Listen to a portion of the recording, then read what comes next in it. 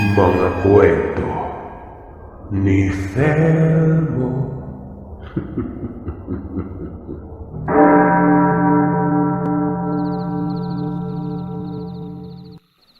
Mapagpalang araw po sa inyo, lalong-lalo na sa iyo, Sir Seth. Ako po si Amara. Sa wakas ay nakapagsulat din ako ng maibabahagi kong kwento patungkol sa buhay ko noong dalaga pa ako. Ngayon lang kasi ako nagkaroon ng pagkakataon gawa ng lagi akong abala, lalo pat isa akong OFW sa kasalukuyan. Siguro makapaghuhusga kayo sa akin, makapanglalait at makapangdidiri. Ito ay dahil kahit babae ako, pero ang nagagawa ko noon ay hindi marangal para sa isang babae. Malugod kong tatanggapin ang iba bato niyong pangungutya dahil yun naman talaga ay totoo. Bueno, ganito kasi ang nangyari noon. Mangyari nga lang na ang mga mababanggit ay hindi ang tunay nilang pangalan. Maging sa akin po, para na rin sa katahimikan at reputasyon. Tubong Negros Occidental ako, sa bukid ng Bacolod, Negros Occidental. Sa pagkakaalala ko ay nasa edad 17 taong gulang ako noon. At gaya ng karamihan, ako ay ulila na sa magulang. Ang nagtataguyod noon sa akin ay ang tiya at tiyo ko. Tinawag ko na nga din po silang mama, puning at papa umul noon. Para kahit papano'y maramdaman ko man lamang ang sangbit ng totoong magulang. Kahit sa kabila ng maagang pagkakaulila. May kapatid ako kaso nasa ibang lugar dahil nakapag-asawa na ito. Isa siyang mananambal o tipikal na tinatawag na manggagamot. Sa murang edad niyang 30 taong gulang ay marunong na siya sa pamamaraang yon. Ewan ko ba, basta nakuha niya ang abilidad na yon sa tatay ko. Albularyo kasi ang aking ama nun. Hindi naman sa strikta ang tinitingala ko magulang. Parang natural lang at mahal na mahal nila ako. Ako lamang siguro ang may problema sa sarili. Aminado ako na talagang pasaway ako noon na kahit anong paalala sa akin ng mama puning at papa umul ko, matigas ang ulo ko. Barkadista, umiinom, at kung saan-saan na lamang nakikitulog. Katunayan, hanggang 3 baitang lamang ako sa sekundarya. Dito na papasok ang pagkukumyo sa pagkatao ko. Marami ng lalaking dumaan sa akin noon. Hindi na ako beren. Hindi naman sa pinangangalandakan ko ang pagkamalandi ko pero yun ang katotohanan. Magiging totoo po ako sa inyo nang sa ganon ay maging leksyon ito para sa kabataan. Hindi di dahil sa impluwensya kung hindi yun talaga ako. Wika pa ng kaibigan kong si Carmelita. Marahil ito ay sa matinding depresyon ko na humantong sa pagiging desperado. Ayon sa kanya, ikaw ba naman ang mawala ng magulang at sabay pa itong namatay, di ba? At ang naging sanhi ba, ako mano. Paano ba naman kasi? Hinahanap ako ng mga magulang ko noon. Tapos lasing ang tatay ko. Gamit ang motor ay nabangga sila ng rumaragas ang truck ng tubo. Hindi kasi ako nagpapaalam noon na umalis ako pero nasa bahay lamang ako ng kapatid ko noon. Bagamat may punto si Carmelita pero noon pa man talaga ay pasaway na ako. Hanggang sa nalulung ako noon sa ipinagbabawal na gamot na siya namang nagpalala ng sitwasyon. Sige, sabihin na nating nagpapagamit na ako noon sa kung sino-sino para lamang matustusan ang kapritsyuhan ko. Kahit matanday pumapatol na ako noon. Hanggang sa nakatagpo ako ng isang lalaki na nagpatino sa akin. Siya si Luis, angat siya ng 7 taon. Kung kaya mas pulido siyang magsalita kumpara sa akin noon.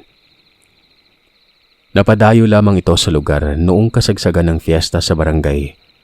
At noong magkakilala kami ay panay bisita na siya sa lugar na yon. Na para bang tinamaan ng gayuma si Luis nang minsang may mangyari sa amin. Hanggang sa maging magkasintahan kami. Ayos lang naman kay Mama Puning at Tatay Umulyon.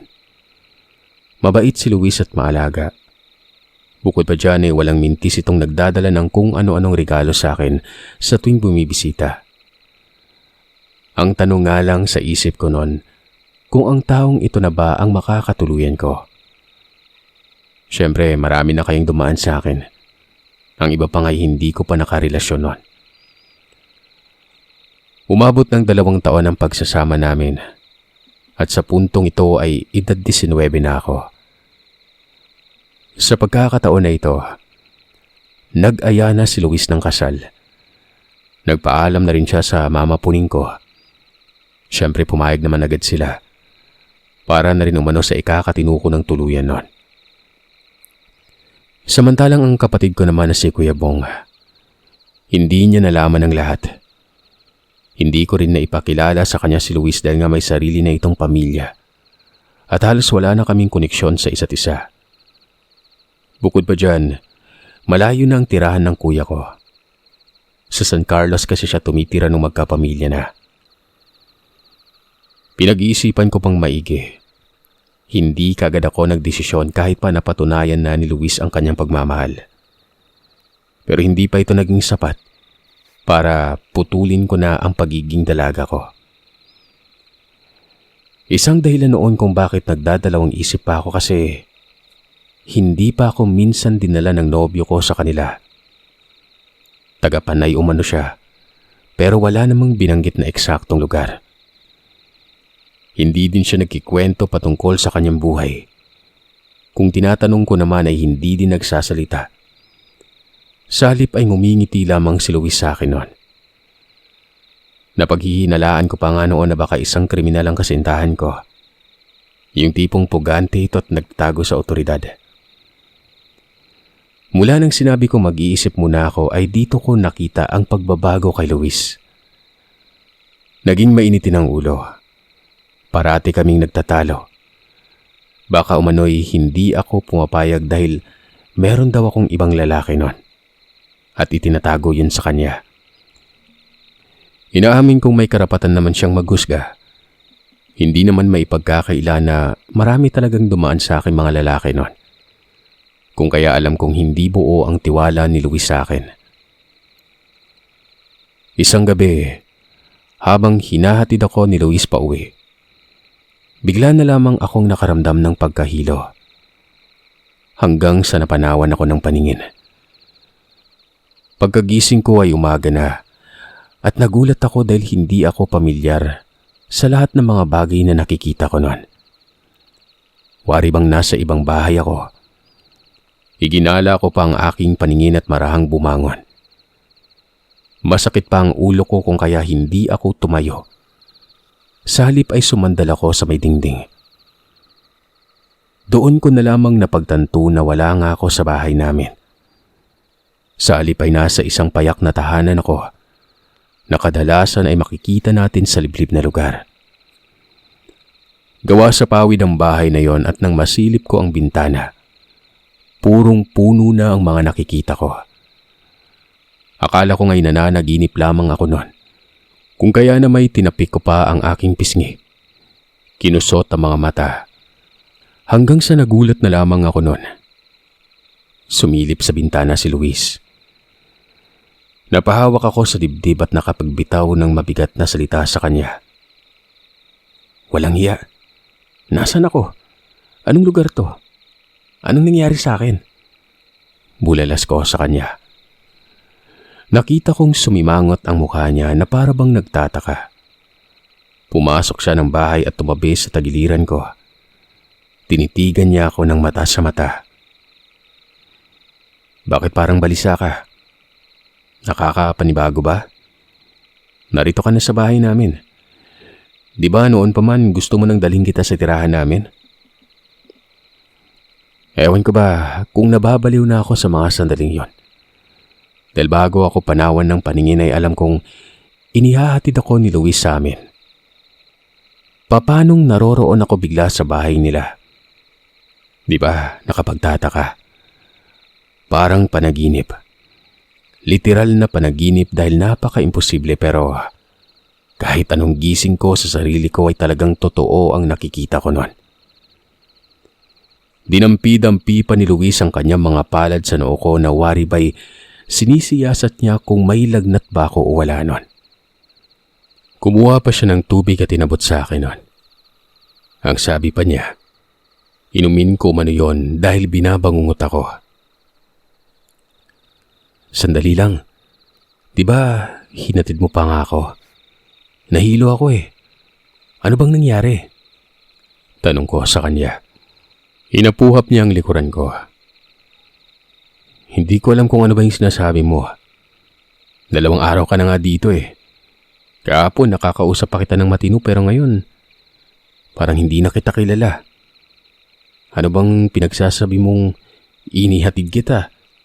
Tapos nahilo ka. Ano ba yan? Alam ko talaga hindi ka nahihilo eh. Lakas mo ngang tumuma ng alak, di ba? Bueno, kung gusto mong lumabas, malaya ka. Sina nanay at tatay nasa likuran. Naghahanda na makakain natin sa agahan. May masakit ba sa ulo mo?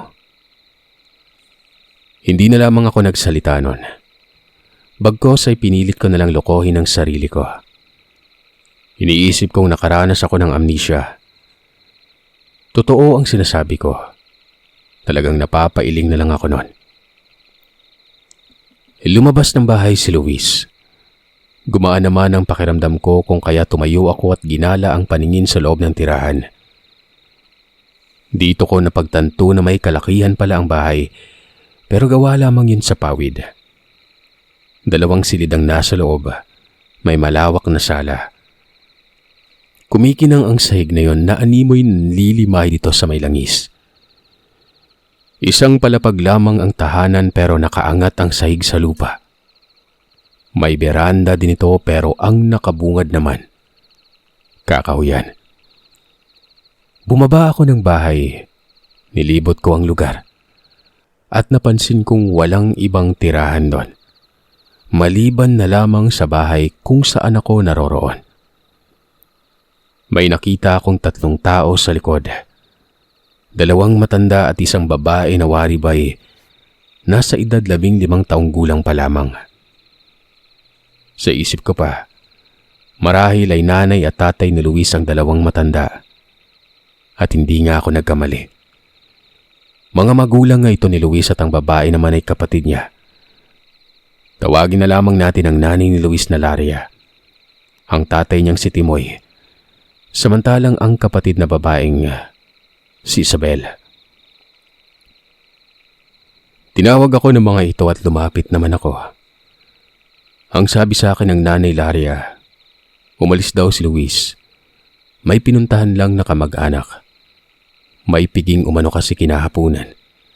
At nag-imbita si Luis sa kanyang kamag-anak noon. Tinanong ko naman kagad kung anong okasyon. Wala umano. Paghahanda lamang umano yon dahil sa pagdating namin. Minsan lamang kasi umanong umuwi si Luis at pagka-uwi pa, ay may dala pang magiging manugang nila. Noon pa man umano ay gusto na nilang mag-asawa si Luis noon. Gutom ka na ba, iha? Teka, nakakapanibago ka. Hindi naman ganyan ang presensya mo kahapon. Ang saya mo pa nga. Pero ngayon ay parang ang bigat ng mukha mo. May problema ba kayo ni Luis? Wala akong maisip na isasagot sa nanay ni Luis.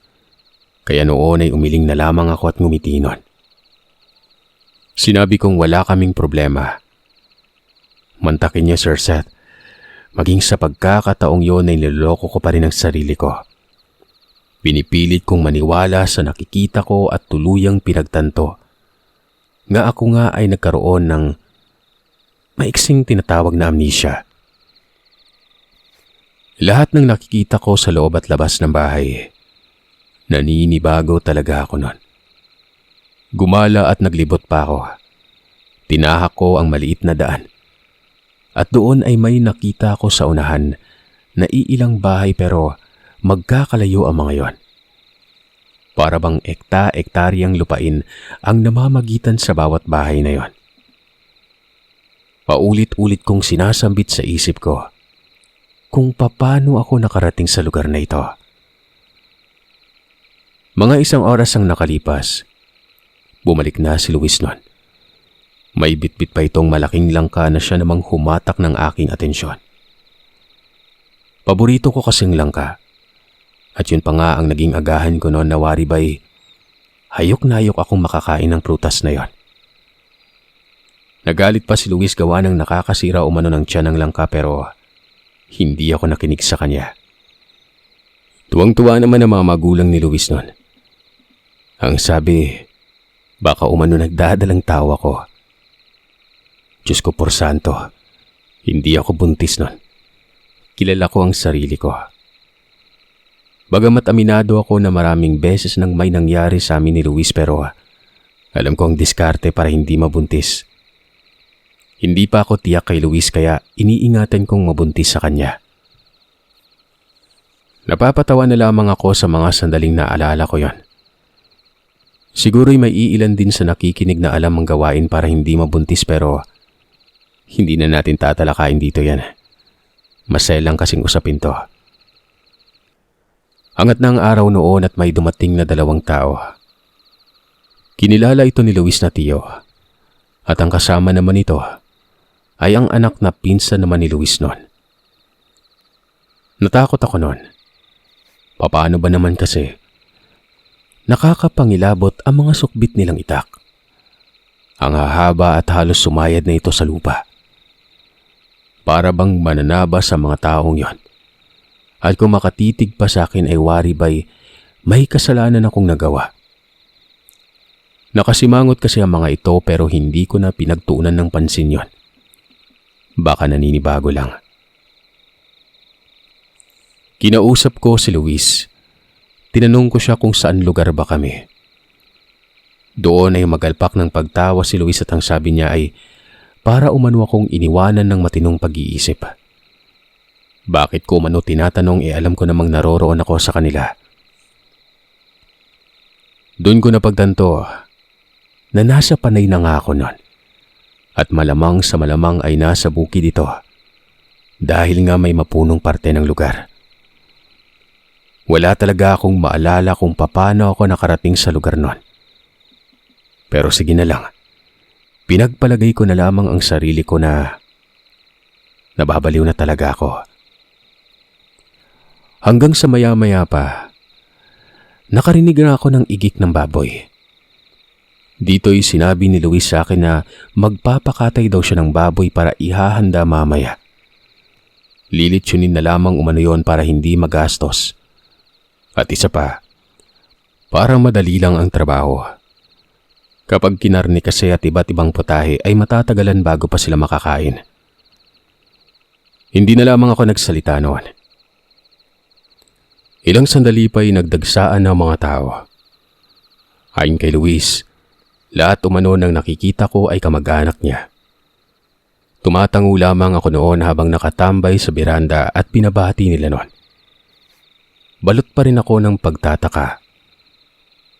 Hanggang sa nangyari na nga ang piging. Para bang dinaanan ng bagyo ang litsyon at mabilis na naubos. Naisip ko tuloy noon na mga patay gutom ang mga bisita. Pagsapit ng takip silim ay dito na naglabasan ng sangkaterbang tuba. Ang ingay sa labas ng bahay. Inabot pa yun ng gabi saka pa lamang naging payapa. Hindi ako nakatulog noon at talagang sumasagi sa isipan ko ang hindi kapani-paniwalang pangyayari. Bukod pa dyan ay napakaalinsangan, may baho din na masahol pa sa imbornal. Lasing si Luis at dahil amoy tuba ito, hindi ako tumabi sa kanya. Napakabaho ng hininga niya na parang duminon. Sa halip, sa sahig ako humiga at naglatag lamang ako ng banig. Hanggang sa maya-maya pa'y nakaramdam ako ng pangangati sa katawan. Yun bang parang may gumagapang sa balat ko. Kamot ako ng kamot noon. Pinagpag ko pa ang banig. Tinagpas ng kumot ang sahig. Sa inaakalang may mga langgam. Pagkabalik ko sa paghiga ay naroroon pa rin yon. Hindi mawala-wala yung gumagapang hanggang sa pagkapako ay nakahawak ako ng kumpul ng buhok. Nagtataka naman ako noon. Bakit may buhok? Wika ko pa sa sarili ko. Bumangon ulit ako at doon nanlaki ang mga mata ko. Yung buhok ay nanggagaling sa ilalim ng bahay. Nakausli lamang ito sa may sahig. At sa maniwala man kayo o sa hindi, gumagalaw ang buhok na yon. Nawari ba'y mga bulate? Malinaw na malinaw sa mga mata ko dahil may ilaw naman sa silid galing sa gasera. Marahan kong sinilip ang siwang ng sahig nun. Doon ay napahawak ako sa dibdib ko at saglit na napatigil sa paghinga. Dahil sa pagkagulat. Nakita ko ang isang tao na nakaupo sa may silong na animoy nakalambitin ito. Nakaangat ang buhok. Tinitigan kong maigi ang mukha hanggang sa unti-unting nagiging malinaw sa akin ang itsura niya. Kinilabutan na lamang ako bigla nang makita ko ang sobrang nakakatakot na mukha na yon. Parang dyablo ito. Yung mga mata ay kakulay ng buwan. Nawari ba'y nagbabaga? Kumikibot-kibot pa ang bibig at kapansin-pansin ang mga ngipin nitong matutulis. Basta, hindi ko mawari yon. Nanginginig na nga ang katawan ko noon at hindi ko maalis-alis ang tingin ko doon sa silong na ito. Maya-maya pa ay bigla na lamang sumigaw si Luis na siya namang nagpatalon sa akin sa gulat. "Hoy! Umalis ka dyan!" Napasigaw pa ako sa lakas ng bulyaw ni Luis na yon. Nasa tabi ko pala siya ng mga sandaling yon. Gising. Sinabi ko kay Luis na may impakto sa silong ng bahay. Pero hindi niya ako pinansin. Sa halip ay mabilis itong tumakbo. Nagkumahog pa habang pababa ng bahay nun. Sinilip ko siya sa may bintana. Nakita ko si Luis na papasok sa silong. Kung kaya naman muli akong sumipat doon sa siwang. Nakita kong gumapang yung nilalang na yon. Napakabilis na para itong bayawak na lumusot sa kabilang parte ng bahay. Sa mga sandaling ito, si Luis na ang nakikita ko. Pansin kong kinukumpas ni Luis ang kanyang kamay. Nawari ba'y sinesenyasan yung nilalang na ito? Tapos, yung daliri ni Luis ay itinapat niya sa kanyang nguso. Yun bang tilang gusto nitong sabihin, huwag mag-ingay. At nakatuon ang atensyon ni Luis sa kung saan nagtungo ang nakita kong nakakatakot na nilalang. Hindi ko alam kung bakit ganoon ang reaksyon ni Luis doon. Animoy kakilala niya ang nilalang na yon. Pagkabalik niya sa itaas ay balisa ang mukha nito na parang nahimasmasan sa pagkalasing. Tumitig pa ito sa akin bago bumalik sa pagkakahiga. Hindi man lang ako kinibuan. Kung kaya noon ay binalot ako ng pagkabagabag at kinalabit ko si Luis at sinabing, "Anong nangyari? Nakita kita. Parang kilala mo yon. Ano ba? Kausapin mo ako. Ano yon?" Hindi ako pinapansin ni Luis. Kahit anong yugyug ko pa at pangbibwisit sa kanya. Nakataob lamang sa higaan at nakita ko ang mga mata niya na pilit na pinipikit nun. Dito ay aminado akong totoo ang hinala ko. Kilala niya ang nilalang na yon pero ang tanong ko sa sarili ko, anong klase yon? Alam niyo, naniniwala ako sa aswang. Hindi naman maipagkakaila dahil may kapatid akong albularyo pero hindi pa ako nakakakita ni isa. Kung kaya't hindi ko alam ang itsura at hindi ko alam na yun na pala yun.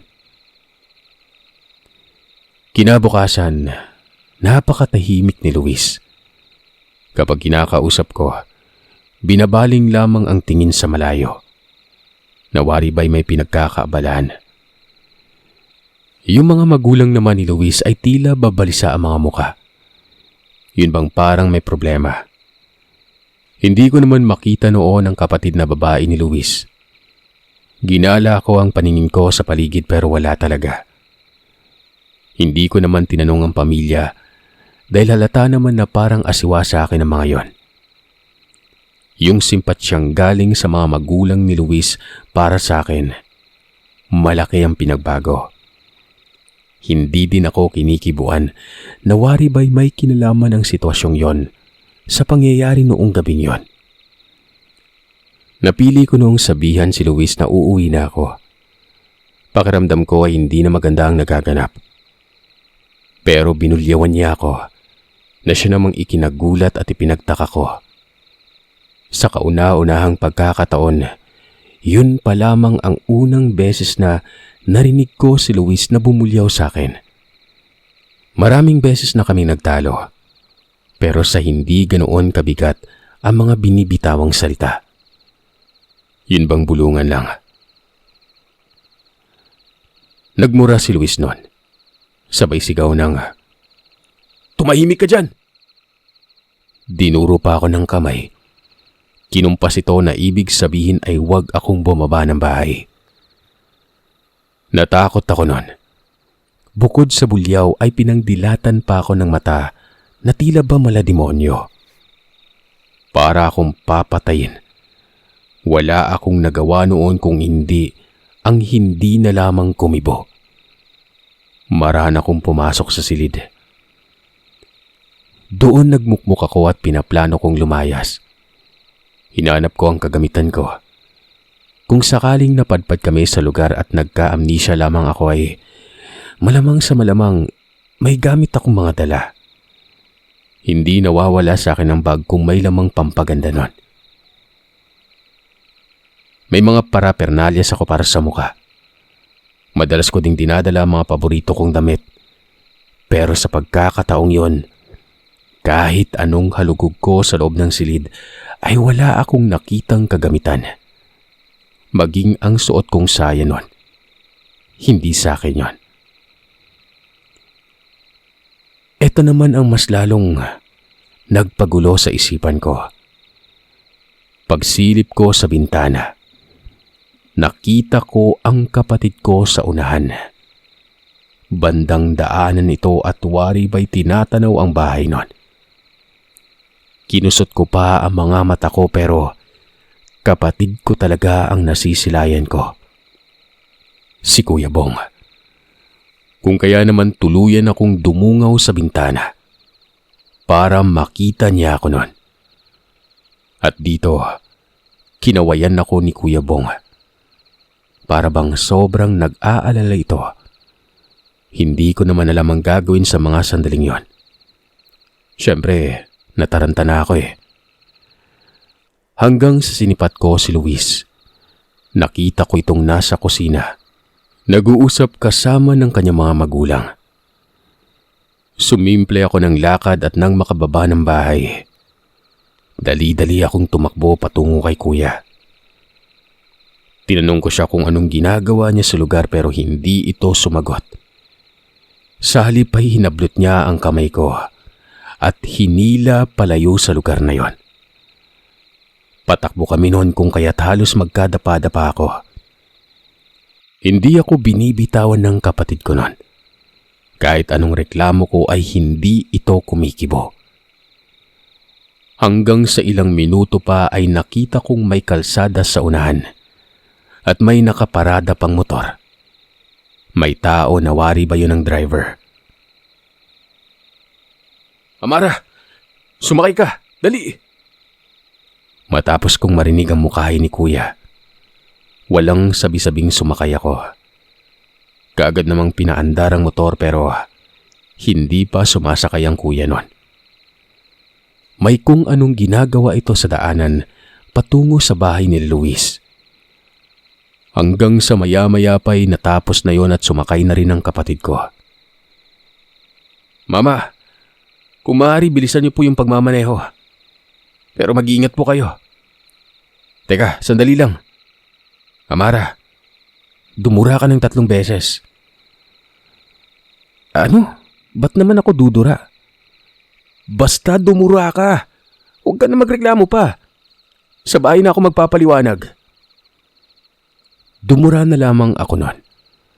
3 beses yon. At para akong ewan. Matapos kong makapagdura ay pinaharurot na kaagad ng driver ang motor. Habang nasa biyahe ay tinanong ko si kuya kung paano siya nakarating sa lugar. Samantalang nasa Panay naman kami. Siyempre, yun naman ang sinabi sa akin na lugar kung saan nakatira si Luis noon. Pero nagulat na lamang ako nang sabihin ni kuya na, "Ano? Hindi mo alam?" Sabi ko na nga ba. "Bueno, nasa bukid ka ng Sagay. Mamaya na, doon na tayo sa bahay mag-usap. Tumahimik ka muna dyan." Lumilipad ang isip ko noon. Nakatulala habang nasa biyahe at hindi ako makapaniwala na nasa Negros lamang ako. Dumiretso ang sinasakyang habal namin noon sa merkado ng lugar. Ito na rin ay base sa mungkahi ng kapatid ko doon sa driver. Matapos naming makababa ng lugar, sumakay pa kami ng Ceres noon. Na kung hindi ako nagkakamali ay sikat pa rin ang pampasaherong bus na ito hanggang ngayon. Hanggang sa nakarating kami sa San Carlos. Pagkababa namin ay dito na isiniwalat ng kapatid ko ang lahat. Ang mga binitawang kataga ng kuya ko ang bumasag sa panaginip kong hindi ka panipaniwala. Ayon sa kanya, 2 linggo na umano akong nawawala nun. Sobrang nag-aalala si Mama Puning at Papa Umol. Dumulog ito kay kuya at nagpatulong. At dahil sa albularyo ang kapatid ko ay mabilis niyang nalaman na tinangay ako ng isang aswang. Dahil nagtungo ang kuya ko sa bahay namin sa Bacolod noon. Dito niya nakita ang nagkalat na palatandaan ng aswang. Laway umano ang tawag doon. Sila lamang na mga albularyo ang nakakaalam at nakakakilatis sa mga palatandaan. Agad siyang nagtanong kung may ibang tao bang bumibisita sa bahay bukod sa mga kaibigan ko. Sinabi ni Mama Puning na ang kasintahan ko lamang umano na si Luis. Nagulat pa ang kuya dahil wala siyang alam na may kasintahan na ako. Sinuri niyang lahat ng kagamitan ko. Nakita niya ang ilang mga niregalo sa akin ni Luis noon. Dahil din yun sa mga sinabi ni Mama Puning. Doon niya nakumpirma na ang kasintahan ko ay isang aswang. Madali lang naman nalaman ng kuya ko kung saan ako dinala. Dahil din ito sa tulong ng kapwa albularyo ni kuya. Ang aswang ay markado ng mga albularyo. Hanggang sa nakarating siya sa may Sagay at isa sa mga kakilala niyang albularyo ang nakunan niya ng impormasyon.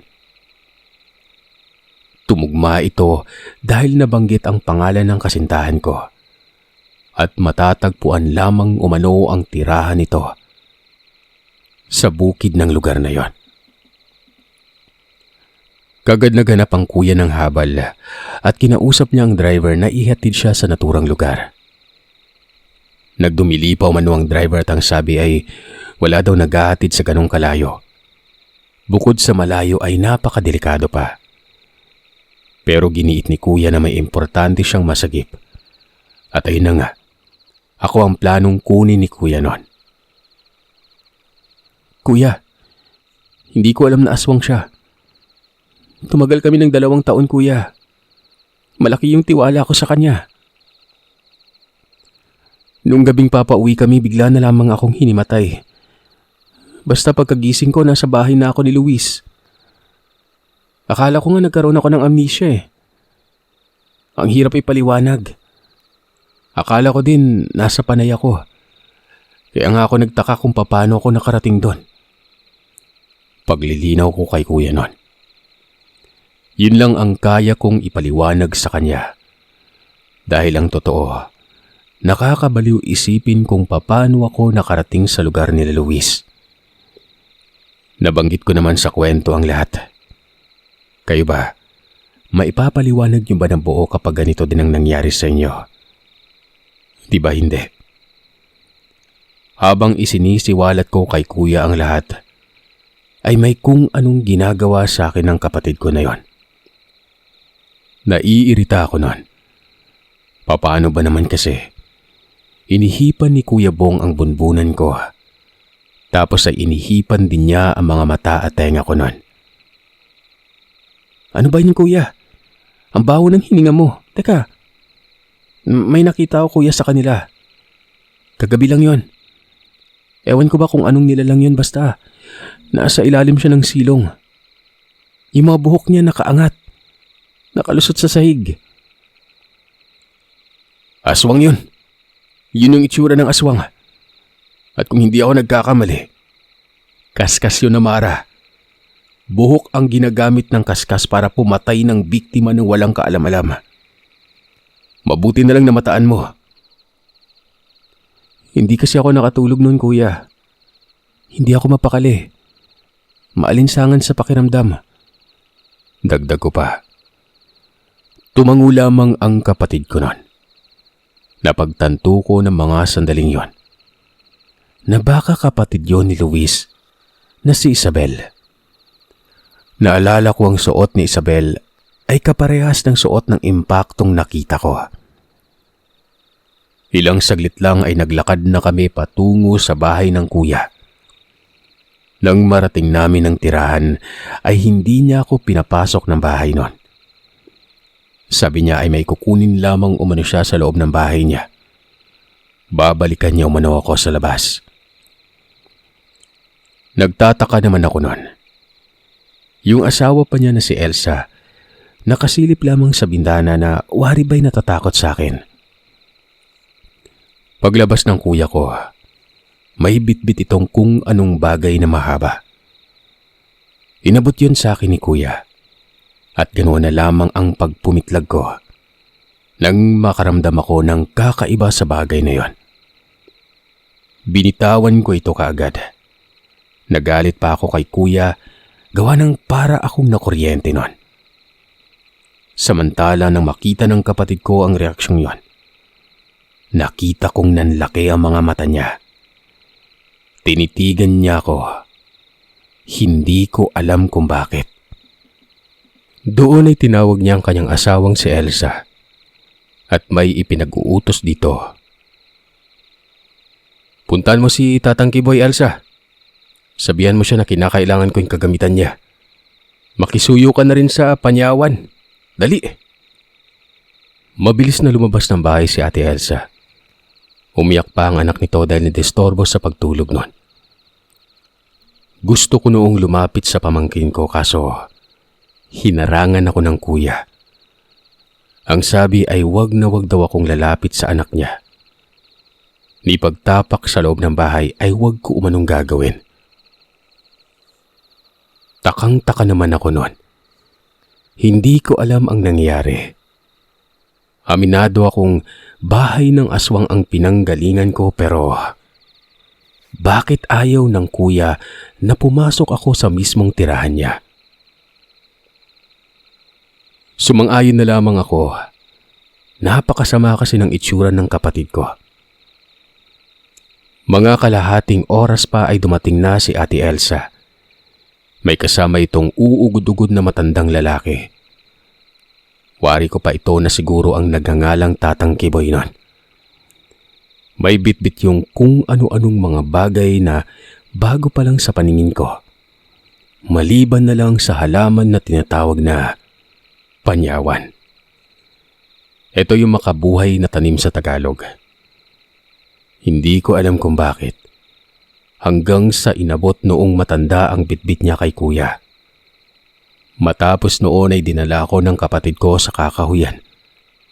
Sumunod naman sa kanya ang matanda. Sumipat-sipat pa ang kuya na wari ba'y inaalam kong may nakakita sa kanya. Hanggang sa may sinabi yung matandang yon. Mukhang kinakailangan ng matinding gamutan ng kapatid mo, Bong ah. Ilang araw tatagal to. Napakunot naman ang mukha ko nun. Siyempre unang pumasok sa isip ko, May sakit ako. Paanong nagkaroon ako ng sakit samantalang wala namang kakaiba sa pakiramdam ko noon? Tingin ko, tatagal nga ng ilang araw. Tingin mo, Tatang Kiboy, kapit na ba yung yanggaw sa kanya? Wika ng kuya ko na mas lalong nagpataka sa akin noon. Hindi ko alam noon kung ano ang yanggaw. Ay naman sa matanda, hindi din daw siya sigurado. Malalaman na lamang ito kapag tumagal ang gamutan ng 1 buwan.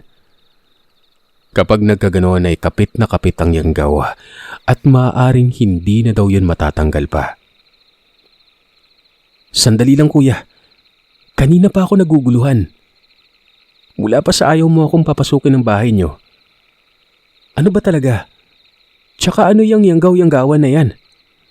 Tanong ko. Halos himatayin ako noon sa mga sinagot sa akin ng kuya ko. Hinawaan umano ako ng pagkaaswang. Yan umano ang napapala ko kakabulakbol. Ipagdasal ko na lamang umano na matatanggal ang yanggaw na yon. Dahil kung hindi, si kuya mismo ang papatay sa akin. Naiyak ako nang wala sa oras ng mga sandaling yon. Lalo na nang dumagdag pa si kuya. Nilinlang umano ako ng nobyo ko. Ang aswang umano ay hindi nagsasabi kung saan sila nakatira. Basta, napakagaling magmanipula ng isipan ng mga nilalang na yon, na para bang mga artista ito sa teledrama. Makuha lamang ang gusto nila. Kaya noon ay napag-isip-isip ko na yung pagkahimatay kong yon, kagagawan yon ni Luis. Pinagmukha pa akong parang nababaliw. Napapailing na lamang ako nun.